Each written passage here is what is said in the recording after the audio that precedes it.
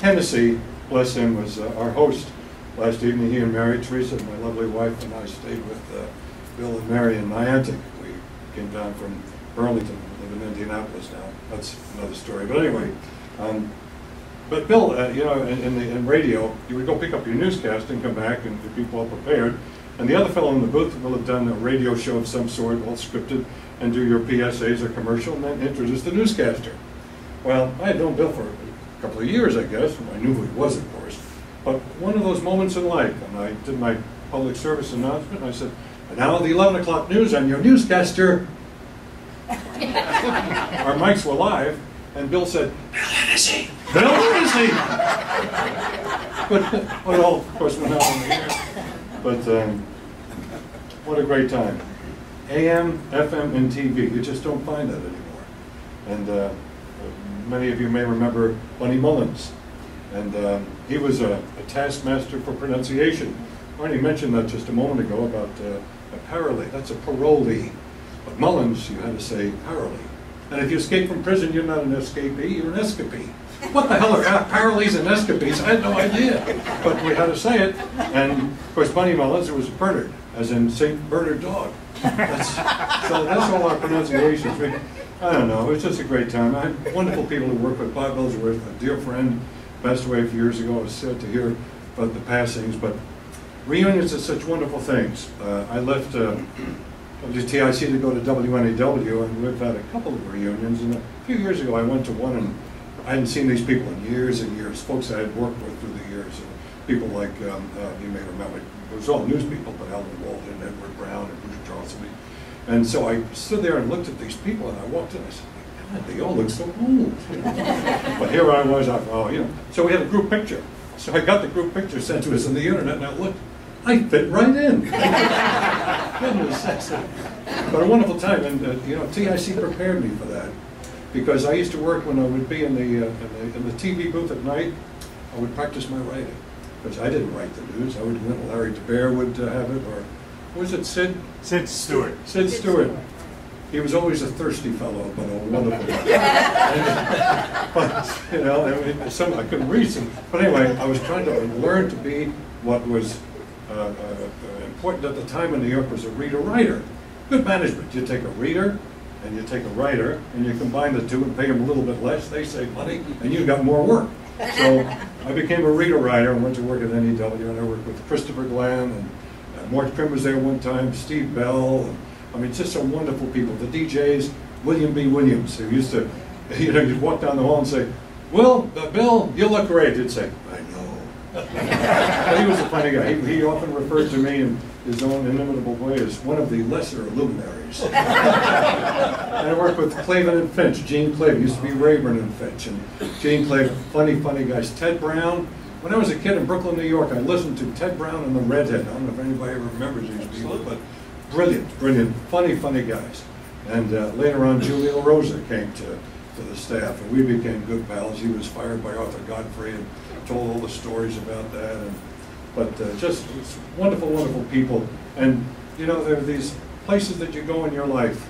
WNEW was certainly a great place. NBC was incredible. 30 Rockefeller Center. My shared office looked out on the ice skating rink. I mean, what could be better?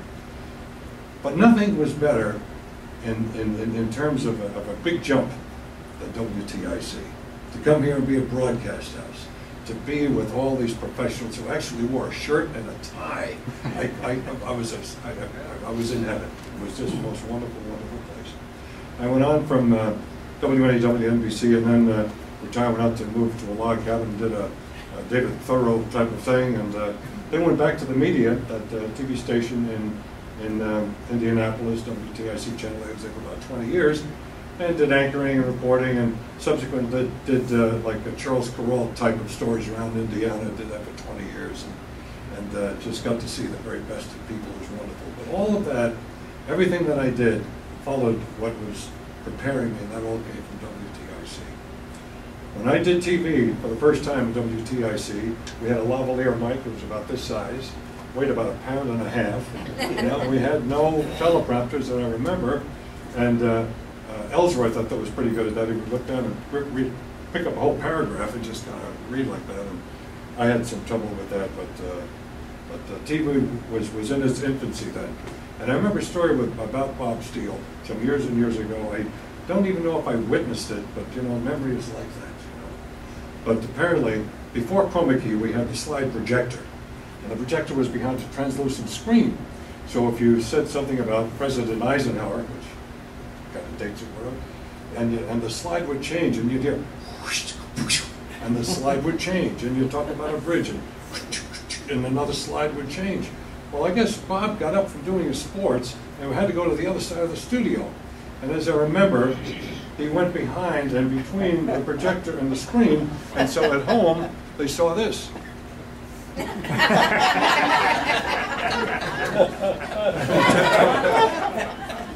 I suspect he knew exactly what he was doing. Bob Steele was a brilliant communicator, a very, very funny man, and he was one of those people who intimidated me, I must tell you. But it's just so wonderful to be here. I'm so pleased I came to see you all. It's so nice. Thank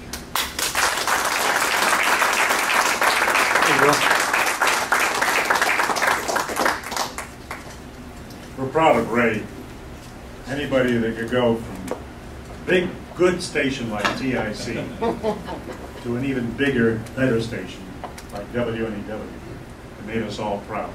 And then go on to NBC, where some of his other TIC colleagues also found themselves. Jim Stewart was at NBC. I didn't know that until this afternoon. He was there for a couple of years, I guess. No, not quite. Not quite, but he was at NBC. Also at NBC was George Kovacs, one of the dearest engineers of all time. We did the Indianapolis 500 road race from where Ray now lives. It was just a series of sound effects. Cars going around and around and around. Well, George, in his inimitable sense of humor, would every once in a while get a sound effect record of Jack Benny's Maxwell, and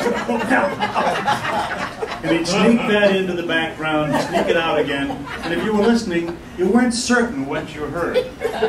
Those are the kind of people that we enjoyed working with in the engineering staff. Also, NBC, Alan Ludden, of course, went out to Hollywood. Michael O'Shea and Ed Begley. Jerry Nicasio from the TV crew was out in Hollywood. Bob Simmons, one of the newsmen, was out there as well. At ABC, we had Bill Brophy, great announcer, and Norm Kiernan, one of my closest buddies. They're both gone now. At CBS, in addition to some of the people you might have heard about already, Tony Sargent, who was the assistant to Roger Mudd. Don Robertson, who did sports at CBS. Good buddy Ken Allen, who left us a few years ago with Alzheimer's, a very tragic ending. Lee Jordan, whom very few of you would work with, but Dick Bertel and I did. Lee was the Broadway reviewer for WCBS. Dick O'Brien, newsman. Hoover Sutton, one of the guys that Dan McAuliffe and Bruce might remember from the TV crew when TV first signed on in 1957. And of course, there's a whole TIC delegation at the Voice of America, beginning with John Dando. If you remember him, he was a professor at Trinity College, who also did shows on TIC. Dick Bertel, Ted Broussard, an engineer, Dick Zwerko, Bob Ellsworth, Tony Riggs, Bob Shirago. The Voice of America wouldn't exist without TIC. So those are some of the things that we're all proud of. Well, one of the people we're also very proud of, who happens to be coming next alphabetically, who wasn't able to be with us last year or even the year before that, you still see him. You see him in daytime now, at afternoons and evenings. He's looking as if he doesn't know who I'm talking about. Al Chersey, I hope I never turn gray. But Al, it's your turn up here to tell us some of your experiences to bring us back to the golden age of WTIC radio and TV, AM, FM, Channel 3.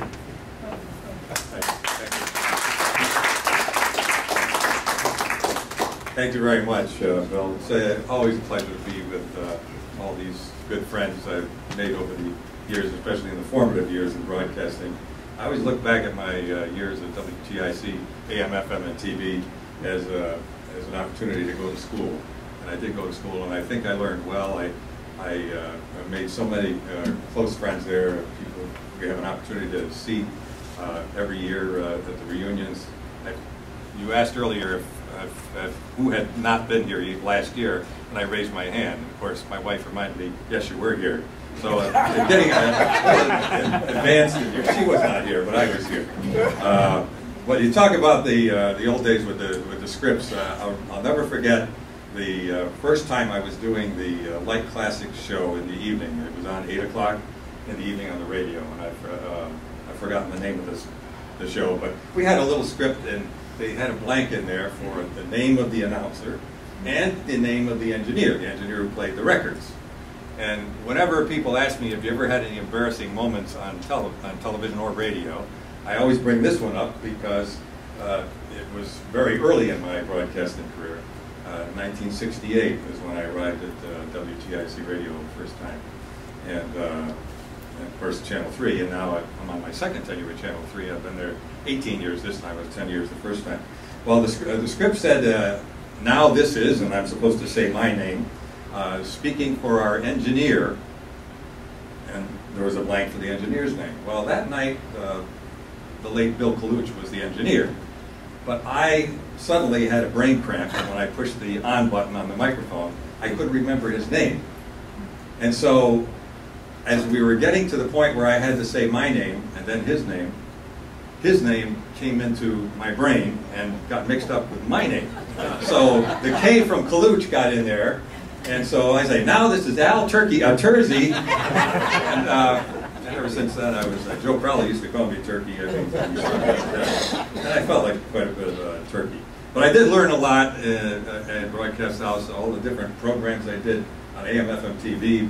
Jimmy will remember the ski report. I never skied in my life. They were looking for volunteers to do a ski report show on Thursday evenings, and we did that for a couple of years. And it worked out well. I went out and studied skiing and the terminology and all that. But you know, Jim and professionals like Dan McAuliffe, who did my first audition when I arrived at WTIC, you know, you helped me learn what I had to learn. And now, of course, I'm in a whirlwind business with social media requirements and news that most of the news I read on the air every night from 5 to 6. I would say a good 60% of it is news I had not seen before I read it to people at home. It was like every script I was reading was like part of an audition in the old days at TIC, where they would give you these scripts with these wild names and crazy grammar just to see if you could handle it. But I just want to say how grateful I am to all of you professionals here. And you know who you are, all the people I've worked with, and your spouses who I see regularly too, for helping me become what I've become. I'm still working. I'm glad of that, part-time. Not retired yet, not ready to retire.